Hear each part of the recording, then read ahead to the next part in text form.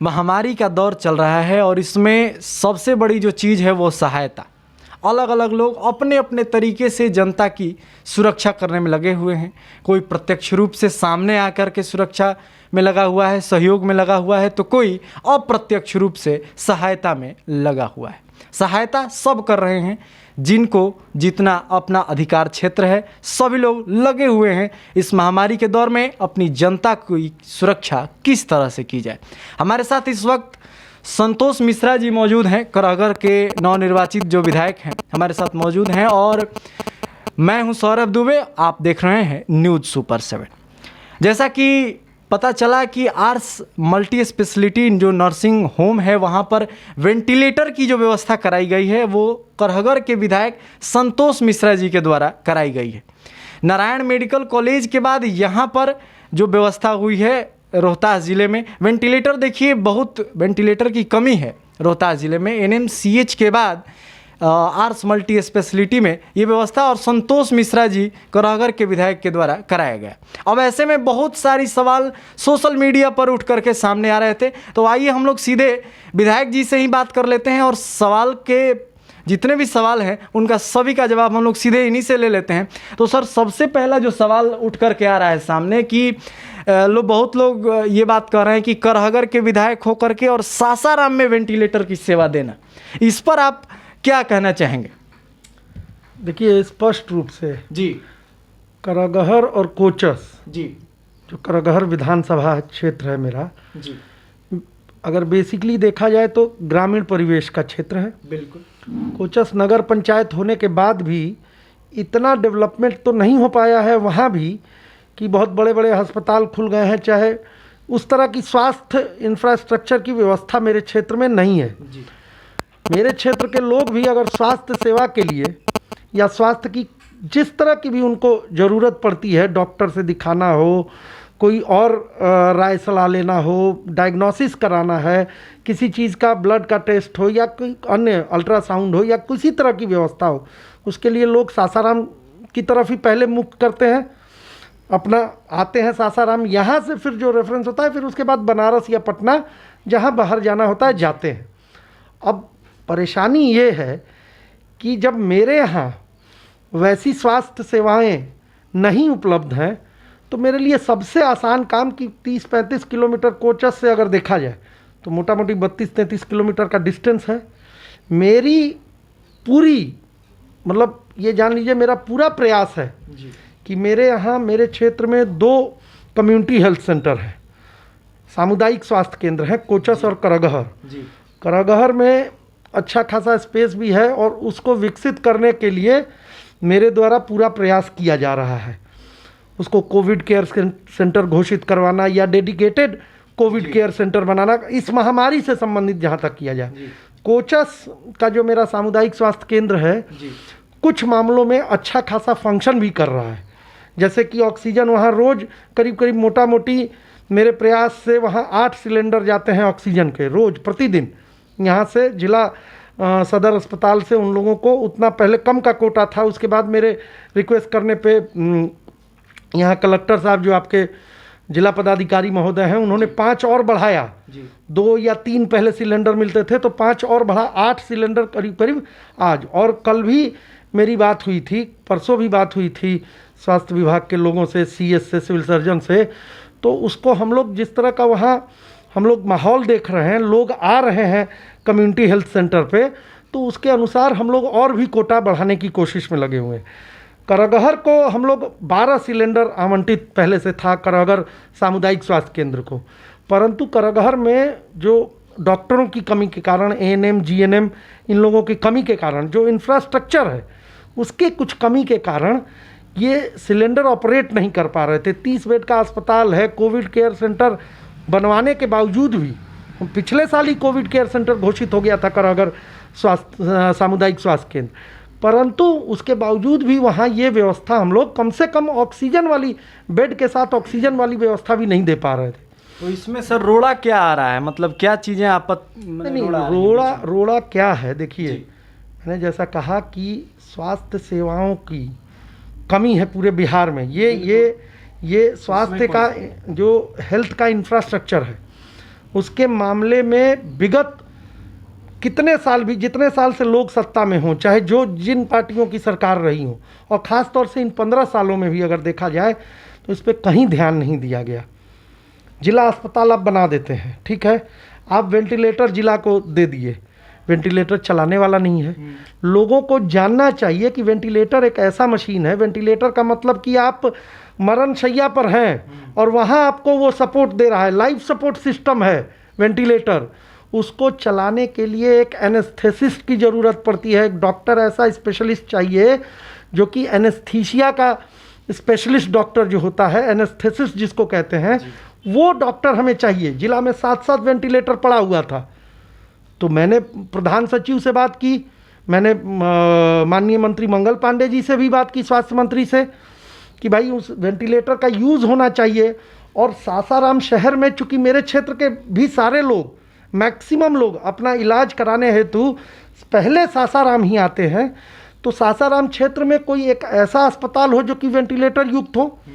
पहले हम लोगों का प्रयास था कि सदर अस्पताल में ही चल जाए तो बहुत अच्छा है, ट्रॉमा सेंटर बना है, बहुत सारी बिल्डिंगें बन गई हैं, बिल्डिंग आप बना देते हैं, लेकिन आपके पास मैन पावर नहीं हो पा रहा है, डॉक्टर्स आगे नहीं आ रहे हैं जो कि आपको सपोर्ट में। कोई एनेस्थेसिस्ट अभी तक 2 सालों से 3 सालों से वेंटिलेटर, 2-2.5 सालों से करोड़ों रुपए के 7 वेंटिलेटर पड़े हुए हैं, लेकिन आपके पास एनेस्थेसिस्ट ही नहीं थे, उसका इंस्टॉलेशन नहीं हो पा रहा था।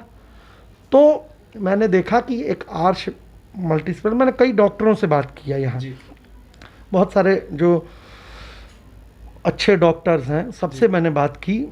तो उसमें एक मुझे नज़र आया, अभी नया नया एक बना हुआ था एक इंफ्रास्ट्रक्चर, वो लोग कोविड अस्पताल की तरफ भी अपना कोविड अस्पताल की तरफ उसको चला भी रहे थे, और वो हम लोग के क्षेत्र के ही हैं।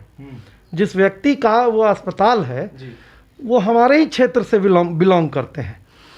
तो वो आर्श मल्टी स्पेशलिटी जो नर्सिंग होम है, वहाँ मैंने उनसे बात की, उनके ओनर से, तो उन्होंने कहा कि नहीं, मैं चलाने में सक्षम हूँ, मैं इंतज़ाम करूँगा, मैं एनेस्थेसिस बुलाऊँगा, इंस्टॉलेशन करवाऊँगा, और उनके पास करीब करीब 16 बेड की सुविधा है।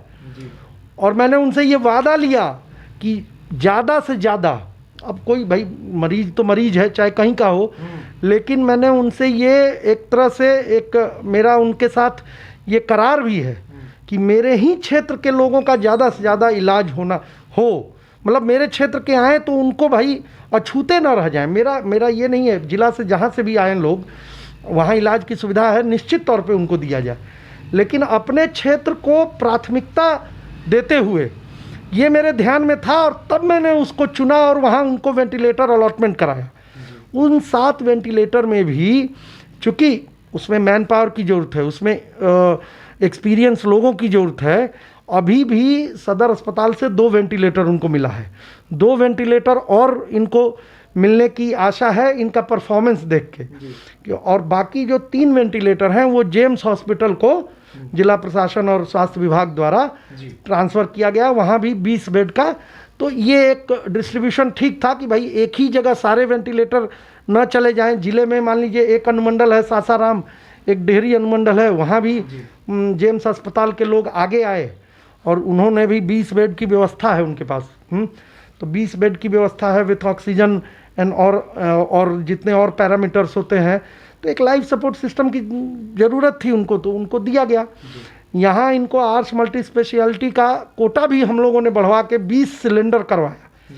पहले 5 सिलेंडर मिलते थे, और सिलेंडर का क्या है कि एक सिलेंडर अगर एक ऑक्सीजन की कमी से जिस मरीज को, मतलब ऑक्सीजन की कमी का जो मरीज है, जो व्यक्ति है, तो एक सिलेंडर मैक्सिमम केटर करता है 3 बेड के लोगों को, अगर नॉर्मल सप्लाई रहे तो उस हिसाब से 16 बेड का इनका अस्पताल है, और फैसिलिटी भी बहुत सारी इन्होंने रखी हैं, और न्यूनतम रेट पर भी रहेगा। हम इस चीज़ को मॉनिटर करेंगे। ठीक है, प्राइवेट अस्पताल है, बहुत सारा चीज़ बहुत लोग सोच रहे होंगे, लेकिन प्राइवेट अस्पताल होने के बाद भी मानवता भी तो कुछ होती है, और उस मानवता के तहत ही, वो ह्यूमैनिटी के तहत ही ये उनको उपलब्ध करवाया है मैंने। सदर अस्पताल में नहीं चल सकता तो कहीं तो चले। सासाराम में एक भी ऐसा हॉस्पिटल नहीं है जहाँ की वेंटिलेटर मौजूद हो, चाहे प्राइवेट हो चाहे सरकारी की, तो बात ही छोड़ दीजिए। तो ये एक प्रयास, मेरा एक छोटा सा प्रयास है, सफल हुआ है। प्राथमिकता मेरे क्षेत्र के लोगों को, ये मेरी गारंटी है। और लोग ऐसा ना सोचें कि वहाँ नहीं, भाई आप हमारे क्षेत्र में अगर मौजूद रहता तो मेरी सवाल ही नहीं था कि यहाँ आदमी वेंटिलेटर दिलवाता।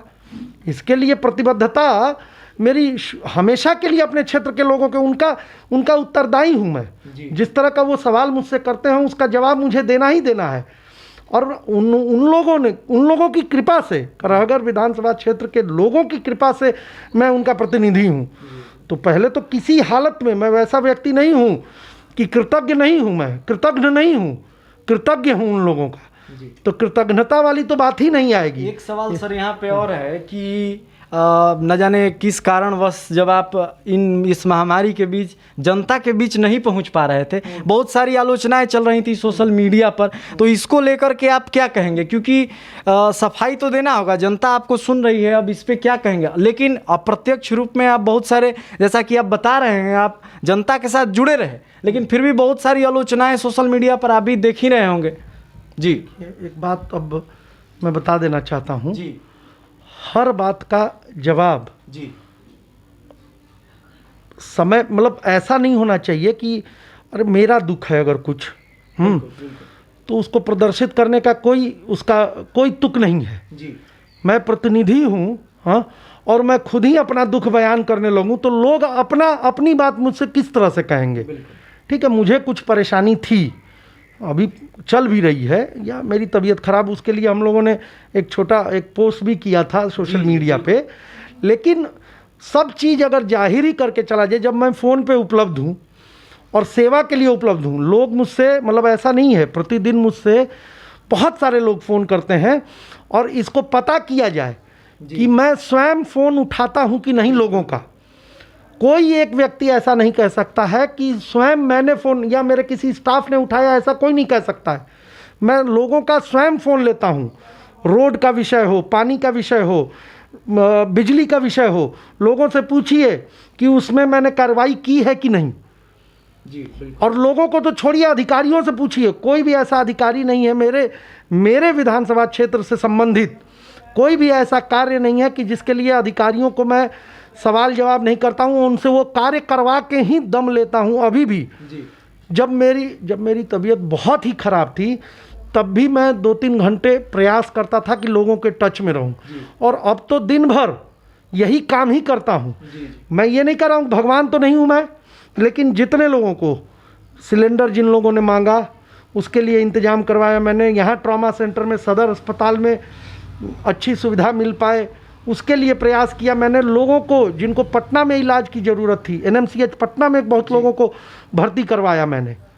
तो ये बताने की हर चीज़ ऐसी नहीं होती है कि हर चीज़ का ढिंढोरा ही पीटा जाए।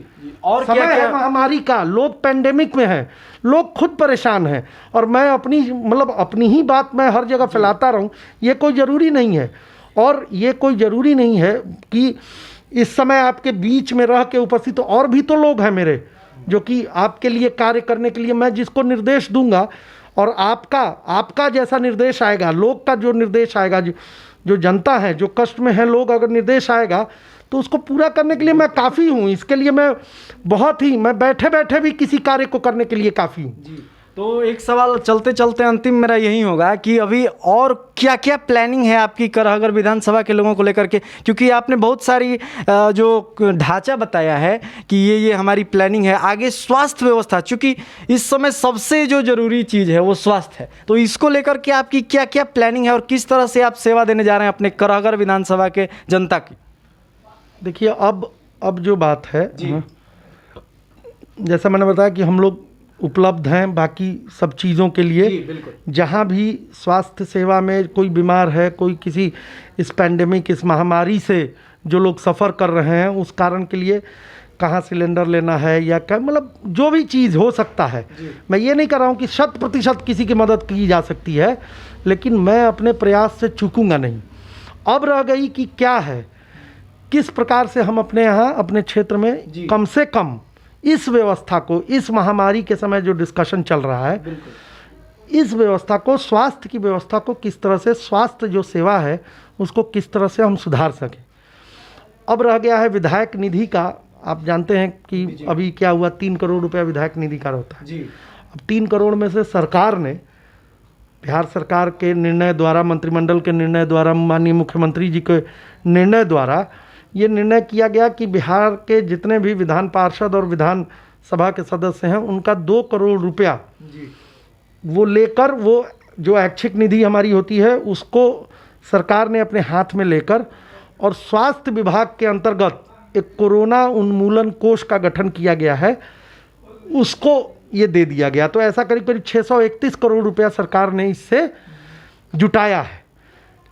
हम लोगों ने शुरुआत में जब ये आदेश आया था, हम लोगों ने ये प्रयास किया कि ठीक है, ये कदम ठीक है, परंतु पिछले बार भी ऐसा कुछ हुआ था, 50-50 लाख विधायकों के काटे गए थे, लेकिन उसका भी हिसाब आज तक जी। जनता के सामने और प्रतिनिधियों के सामने, जनता को तो छोड़ दीजिए, जिनके पैसे थे, जिनके ऐच्छिक निधि के पैसे थे, उनके अपने पैसे नहीं, लेकिन उनके ऐच्छिक निधि के जो पैसे थे उसका हिसाब किताब कुछ नहीं है।